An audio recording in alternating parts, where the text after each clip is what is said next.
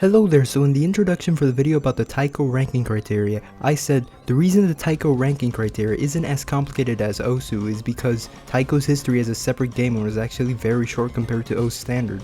Well, in this video, I'm going to talk about just that. Taiko's history as a game mode is actually pretty peculiar. I say this because normally you would expect there to be hundreds upon hundreds of important people who have left marks throughout history, similarly to O's standard. However, Taiko has only had a handful of important people that have done several important things. You're gonna see that names will be popping up repeatedly to the point that it's almost scary. This video has been the result of countless hours of research and numerous members of the Taiko community helping me out by corroborating information, answering my questions, providing important information, as well as insight to how times were back then. This was definitely not a one-man job, and I'm definitely grateful to everyone that helped out. Without further ado, the history of O's Taiko.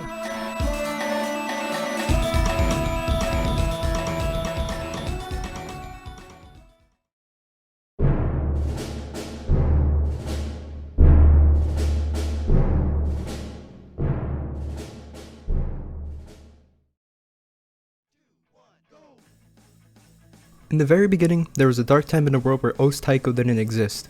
Horrifying, I know. But two important events happened during this time. On the 21st of January 2008, the Beatmap Appreciation Team was founded. The BAT were the very first group of people that were in charge of the ranking process. However, arguably the most important event in Taiko history happened on the 28th of January 2008. This is when Osu's resident skinner, Luigi-han, made a forum post proposing the addition of a game mode based on the video game series Taiko no Tatsujin. I asked Luigi-han about this and he had this to say. Yes, Taiko mode and the broader concept of alternate game modes was effectively my idea. As far as I can recall, Catch the Beat and Relax mode were also my requests. I think Mania mode came about later since I didn't think that kind of thing made sense organically from Osu maps. I then asked him if he was a fan of Taiko beforehand or simply thought this would be a good thing to add to Osu. His response was, I was a big fan of the Taiko games that came out on Nintendo DS. That was basically my exposure to quote-unquote real Taiko. I did own a copy of Taiko Drum Master for PlayStation 2, but I think I got that from eBay relatively late. But the specific idea of including a Taiko mode in Osu was inspired by the Taiko-themed minigame in the Nodame Cantabile DS game. Essentially, if it weren't for Luigi-han, there would most likely be no Taiko, nor Catch the Beat. I mean, but it's Catch the Beat, really only like 2 people care. Or at the very least, they wouldn't exist until much later and in a completely different form. It's also worth pointing out a potential factor that might have influenced Peppy's decision to add it to the game, and it's that Luigi-han had already made a Taiko-inspired skin before the game mode was even added. The skin was initially just for standard, but he eventually updated it to support Taiko. It was even made official for a while.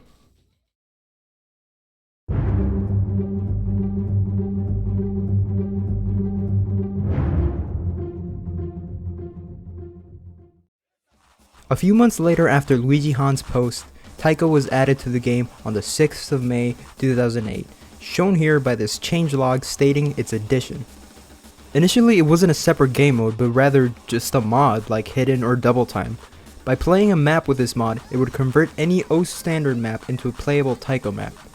Around 2 weeks after Taiko was added, the very first Taiko difficulty was ranked.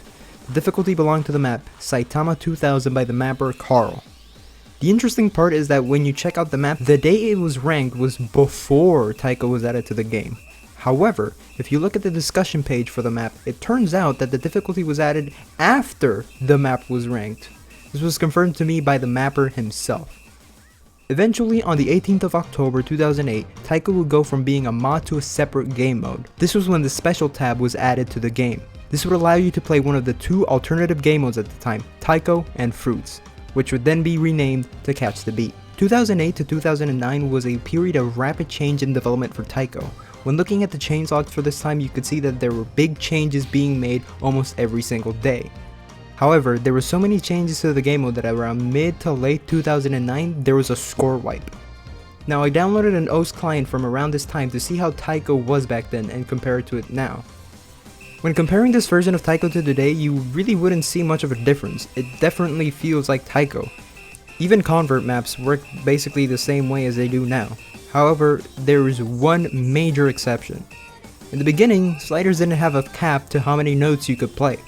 They basically work the same way they do in Taiko no Tatsujin.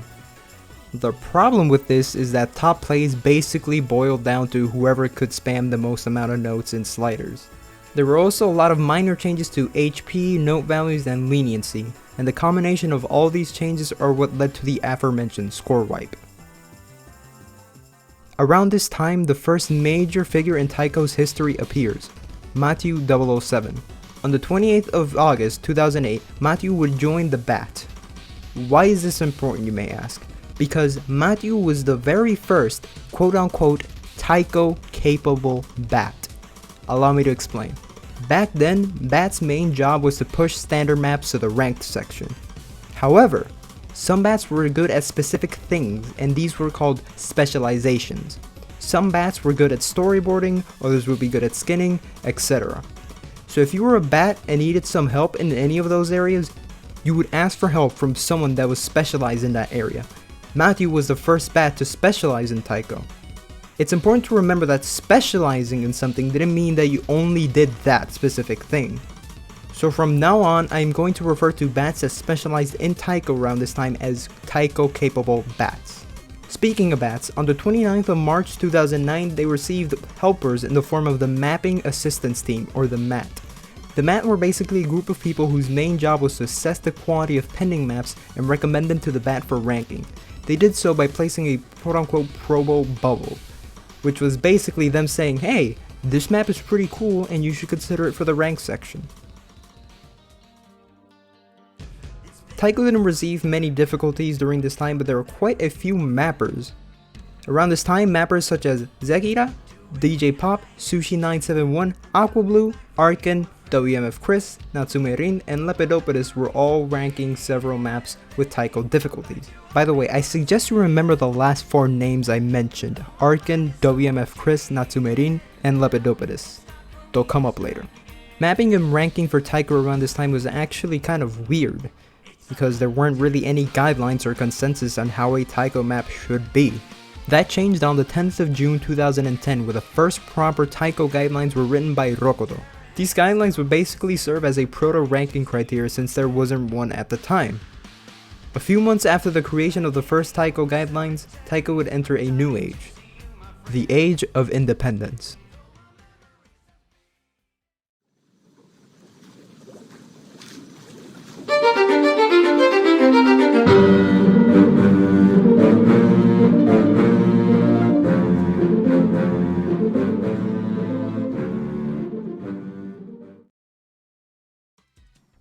So the Age of Independence is when Taiko establishes itself as a completely independent game mode.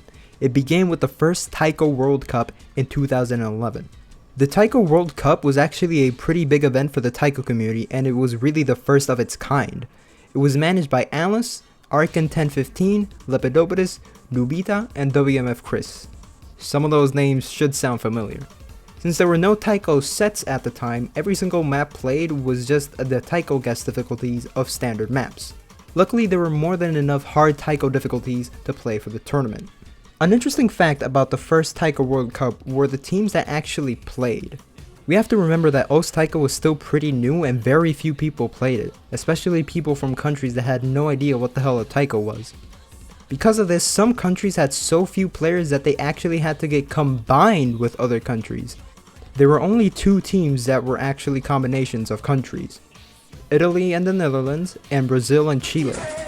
Even though some countries had to get combined, there were actually some countries that had so many players that they actually had to get split up. The first Taiko World Cup, it was Germany and Korea who were split up into 2 teams. This splitting thing turned out to have some weird effects, because in the 2012 Taiko World Cup, Japan was split into 2 teams, Japan A and Japan B. And because Japan is Japan, Japan ended up winning 1st and 3rd place.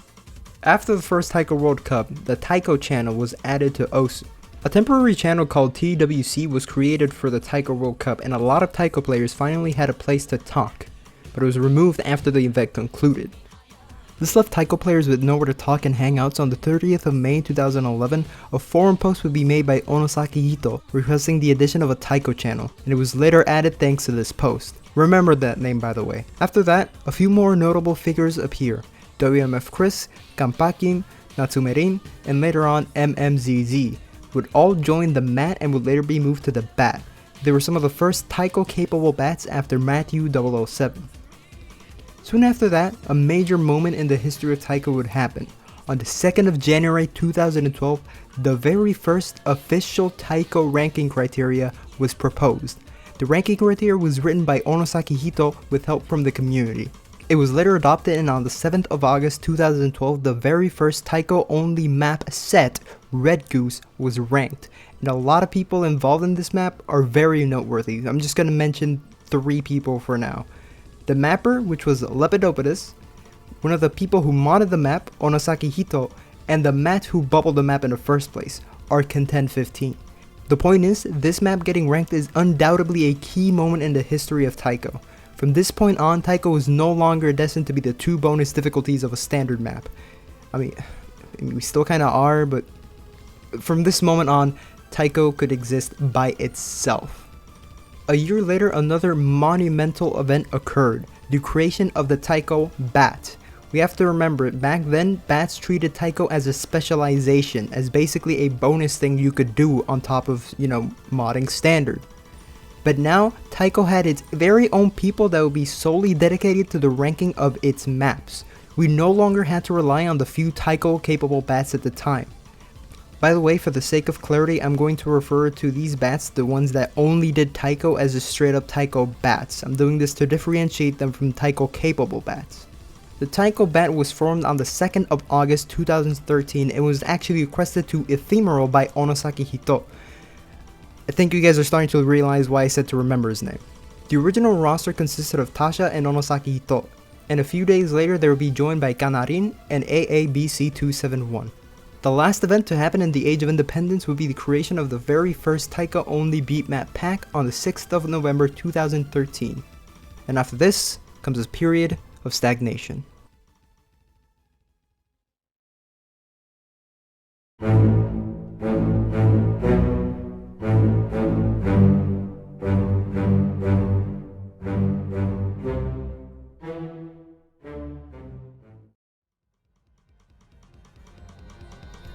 As the name would imply, the period of stagnation is when Taiko started to stagnate after the big boost in popularity brought by the Age of Independence. During this time, activity died down quite a bit and a lot less maps were being ranked. This was explained in an interview with Carter Freak in an episode of Coffee Hour. After that initial spurt of growing, it kind of died down a little bit for a couple of years.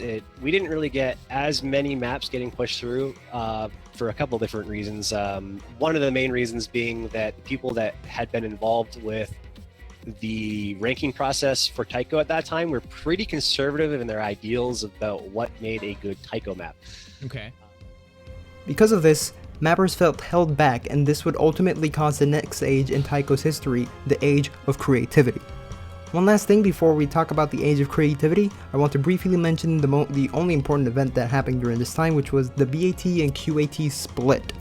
On the 21st of August 2014, it was announced that the BAT would be split into 2 groups, the BAT and a new group known as the Quality Assurance Team, or the QAT, or the CAT. The job of the BAT was to nominate maps, and the QAT's job was to check the maps that were being qualified and disqualify those that either didn't meet the ranking criteria or, more controversially, their own subjective standards.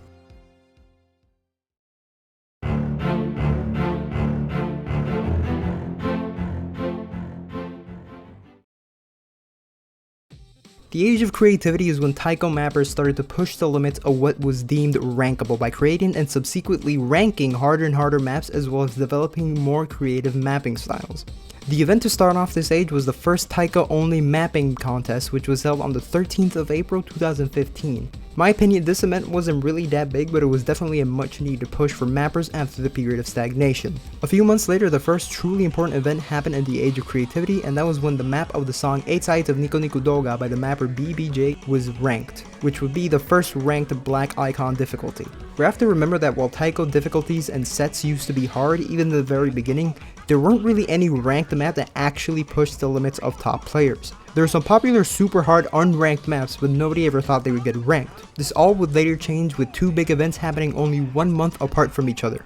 On the 26th of September 2015, the map of the song Aragami by the mapper Sayaka was ranked. Although this map was a hybrid standard and Taiko map, it actually had the very first ranked 7-star Taiko difficulty. Then, almost exactly 1 month later, on the 25th of October 2015, the map for the song GalaxyCollapse by the very same mapper, Sayaka, was ranked. This would be the very first ranked 8-star Taiko difficulty. I have to give kudos to Sayaka for having the balls to push these maps for the ranked section, especially because they were very ahead of their time. For example, when looking at the discussion page for Aragami, a lot of the Taiko mods straight up said, "I have no idea how to mod this." Also, remember what Carter Freak said about people who were in charge of the ranking process at the time had very conservative ideas on what made a Taiko map good? Well, one of these people that had conservative ideas was actually Onosaki Hito. Initially, he was actually against this map being ranked. However, believe it or not, if you go check the discussions, he was the one who bubbled GalaxyCollapse. I contacted him to ask him about this and a few other things. Regarding the change towards harder maps in the Taiko mapping meta, he said the following. Some of us, especially me, were very conservative during these times, but that had different reasons. While we definitely haven't predicted certain difficulties to be playable in the futures and hence simply disallowed certain patterns like 1/4 finishers or 1/8, we also tried to have a gradual change in the meta instead of just jumping straight to ridiculous hard maps. There is the fear that if we don't educate new mappers and evolve as a community alongside mapping, that the difficulty would escalate without understanding the concept of Taiko. I then asked him what he thought about Aragami and GalaxyCollapse at the time, and he had this to say. Sayaka was a special case, to be honest. The thing is, we weren't really opposed to unorthodox maps for ranked. It was just that most people had no idea how to make a good map. Sayaka in this matter was a bit ahead of his time. That makes me come to Aragami, because here there was a personal change in how I handled things. That quote-unquote ruling with an iron fist Carter Freak mentioned in that video has become more loose since times change as well. More and more people wanted harder maps, so I tried to kinda adapt to it. That's why you see me oppose the map at first, give some suggestions, and later on come to an agreement with Sayaka. As for GalaxyCollapse, I can't really remember anymore how much I was involved there. While these maps were being ranked, two more notable events happened. The founding of the Taiko Nominator Association, or the TNA, and the BAT being renamed to the Beatmap Nomination Group. The TNA was basically a group of Taiko nominators who shared one big unified modding queue. Mappers would request to this queue and nominators would check the maps in it. This was done in hopes of making the ranking process for Taiko a lot faster and easier. However, there is quite a few drawbacks with this system. The first one being that nominators in the TNA could not take requests that were not in the TNA queue. The biggest one, however, was that only a few maps would ever get selected by the nominators, but the queue itself would be filled up in seconds. So there was this giant imbalance of pending maps and maps being ranked. Because of this, the TNA would eventually be disbanded 8 months later. A couple months after the TNA disbanded, the Love section was added on the 17th of October 2016, and a few days later, the first Taiko map would be loved. Okay. Shiawase ni nareru kakushi komando ga aru rashii. God, I hope I got that right. By the mapper First 777. A few more months later was the release of the first Ozu laser build on the 12th of February 2017, and a few months more, Ozu Taiko finally received its official mascot, Mocha, on the 25th of May 2017. Mocha was elected after a fan art contest was held to determine Ozu Taiko's new mascot. Also, I was checking through the submissions, and I found a familiar name. Onosaki Hito actually submitted a design. Here it is. It's decent, but it's not as good as the #1 design, in my opinion. And I think a lot of you will agree with me. The Taikonator. They actually made him part of Mocha design. They made him to a little backpack. Peppy, if you're watching this, why haven't you made that as merch? I would instantly buy this. Around the time Mocha was elected, a pretty big event happened for Taiko. It was when the Taiko Beatmap Nominator tests were made easier. At this point in time, the way that you would become a Beatmap Nominator was actually by taking tests. These tests have a complex history that I'm just not going to get into. All you need to know is that they were very hard. To put into perspective how hard these tests were, after one of these tests were held, only 2 out of 15 participants passed. However, after they were made easier, 8 out of 19 people passed. This was absolutely amazing for the mapping community because there were very few nominators at the time. To have so many new nominators meant that maps would get ranked a lot quicker and there would be a much bigger variety of songs and mapping styles being pushed to the rank section, further helping mappers during the age of creativity. On the 27th of September 2017, the Taiko ranking criteria received its first major rework since it was first written. Raiden, along with many other members of the community, would create a draft as a proposal and then further refine it with input from the general community, and it was eventually adapted and made official. This reworked ranking criteria is the one that we use to this day. The last event during the Age of Creativity was the creation of the Mappers Guild website on the 1st of March 2019.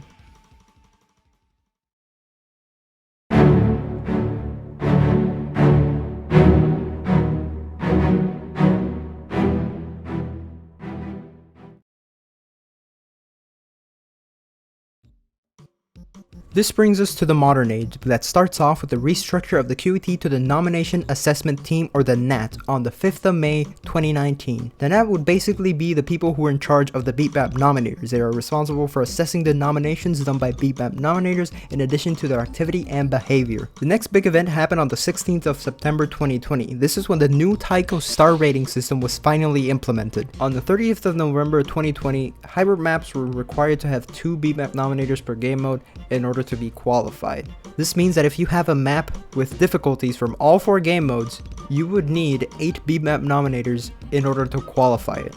This was a stark contrast to the previous system where you only needed 2 nominators in order to qualify it. Because of this new system, the ranked section actually didn't receive a hybrid map for months.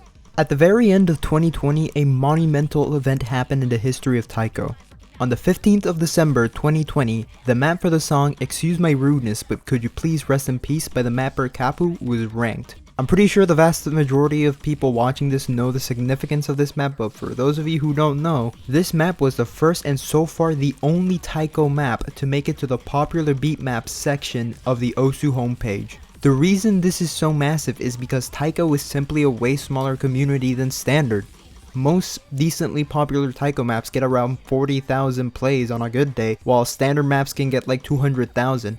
It's even more impressive the fact that it's a pure Taiko map, no Standard, Mania, or Catch the Beat difficulties. Prior to this, the only way Taiko would be this popular in any way, shape, or form was by being the guest difficulty of a Sotarks map or something. So for a Taiko map to be on the same level of popularity as a Standard map speaks volumes.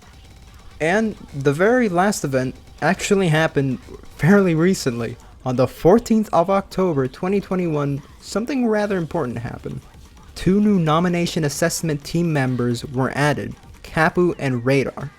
Unfortunately, we also lost one the very next day, Distiana, which meant that Taiko had 4 nats for approximately 12 hours. The last time Taiko had more than 3 nats at any one time was back in 2015.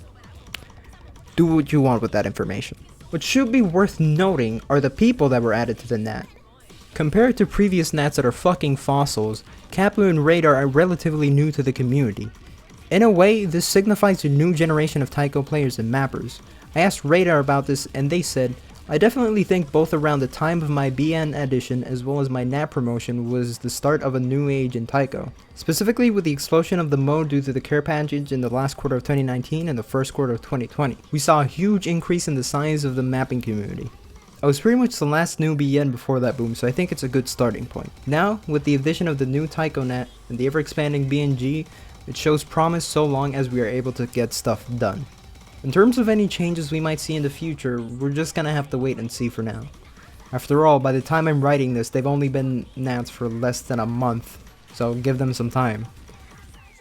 This brings us to present day, where Taiko is the second biggest game mode, only being surpassed by the behemoth that is OSU Standard, with more than 5,000 ranked maps and difficulties compared to Mania's 2,000 and Catch the Beat's 1,300, ha, nerds, as well as 26 BMAP nominators and 3 nats.